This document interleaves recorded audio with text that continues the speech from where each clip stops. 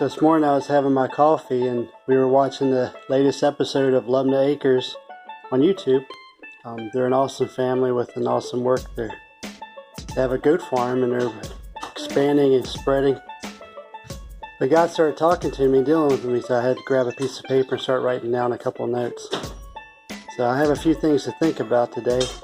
This is a good start, and as I go through my day, I know that God's going to be talking to me and helping me to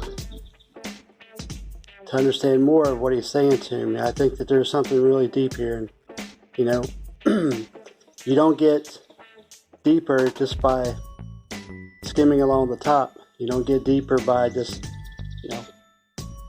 kind of lazily pushing your shovel into the dirt. You want to go deep, man. You kick that shovel all the way down. You make a nice big hole, and you just keep digging, and you dig, and you dig, until you find that treasure that you're looking for. Until you come to the end result that shows you the preciousness, the jewels of life. So as you look at my coffee cup there, you notice it's empty. So it's time for me to get to work. I thought it might rain this morning, but it looks like the sun's trying to peek out, so we're going to go out and do some weeding. We'll be out weeding in the garden, and I have a lot of tomato plants to tie up and work on. Okay, so let's talk about tender plants. How to tenderly care for tender plants. Isn't that a beautiful title? This is also another life lesson. Something that you can learn in the garden and apply it to every part of your life. Every time you work in the garden, you learn something new. At least I do. So there are, like people, there are tomato plants, like this little guy right here. See this little guy waving to you? Okay. I didn't wave him too much because he's tender. He's soft. He does bend a little bit. So we're going to work with him to get him from being, let's see if I get this right, being on the outside. He's on the outside. We'll get him to be on the inside where he has the support that he needs. And people that come to church,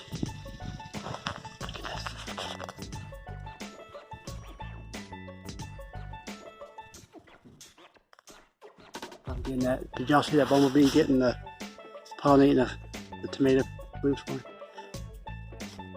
But just like people on the outside of church, they don't know, they feel alone. This little guy, without any support, he ain't gonna make it. New Christians, without any support, you're not gonna make it. You need to be a part of the group, be a part of the life that's going on. Step into some sort of ministry. We do greeting at church. So once a month, Logan and I, we team up and we greet.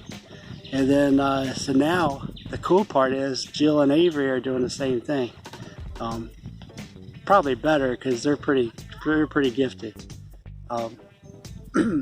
For me, I was extremely shy growing up, and this is not something that's normal for me. So it's easier just to sit back. But when you sit back, you try to grow. Sometimes you grow like this little guy. You get out of that protection. What we need to do is be a part. Now, for me as a gardener, I guess it would be like a leader inside the church, or actually anybody that goes to church, trying to help someone to get in, to be a part of it. What we need to do is be gentle. Hold on a sec, Logan. I'll be right with you. We'll be gentle. So I have this tender tomato plant that I'm going to gently put inside.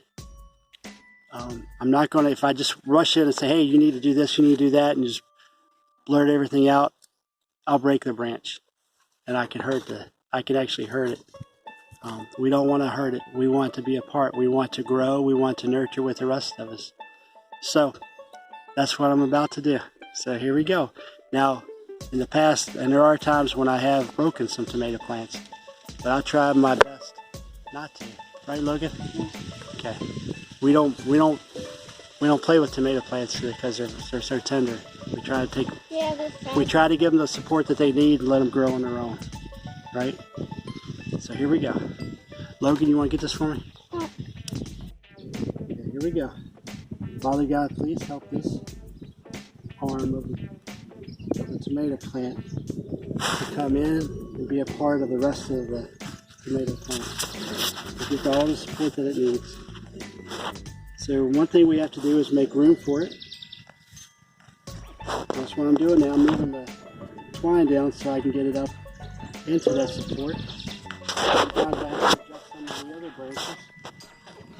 You know, sometimes we have to get out of a favorite seat so someone else can get in and be a part. It's all fine. Nice and easy. And none of those broke, right? That's what we want. Nothing to break. So here we go, plant. Let me go make some more room. This is a big plant. And sometimes to be a little bit more uncomfortable. Okay, so we're going to take it. We're going to get the leaves together at the top. And just, if I bend it now, it'll break. So what I want to do is just softly roll it up. Still recording? Yeah. Okay. Softly pull it up in there. You get that? Yeah. So now it's in a place where it can get the support that it needs.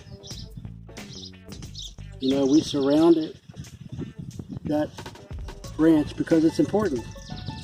Now you've seen me taking off other branches and things like that, but this branch has worth to it. This is not a sucker.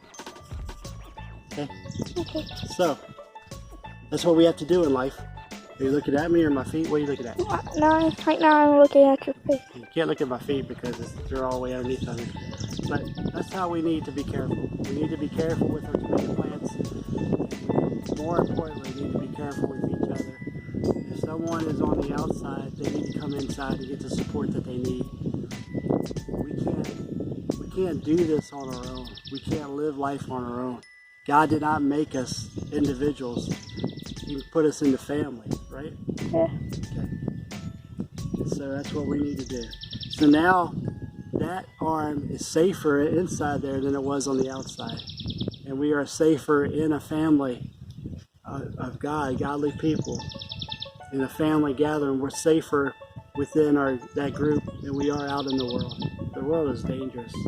And it'll pick at you and try to break you off. The wind will blow and try to break you off. The rains will come and try to break you off. Maybe some wild animals will come running through here and try to break you off. But if you're inside the protection of a family of believers, you're safeguarded. Now God gives safety to all of his people, yes, and everywhere, yes. But he did not make us to be alone. We really need to be a part. Look at that pollinator. He's getting so full. Look at his back legs getting full of pollen. Look at him going from one to the other. Look at him. He's over here now.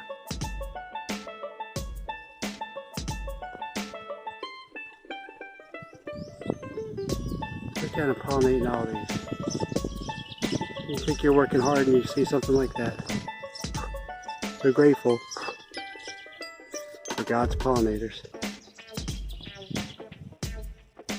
Master gardeners. They wouldn't be able to garden without the bees, the butterflies that God has created. If you're a master gardener, you should be praying to God every day and thanking him.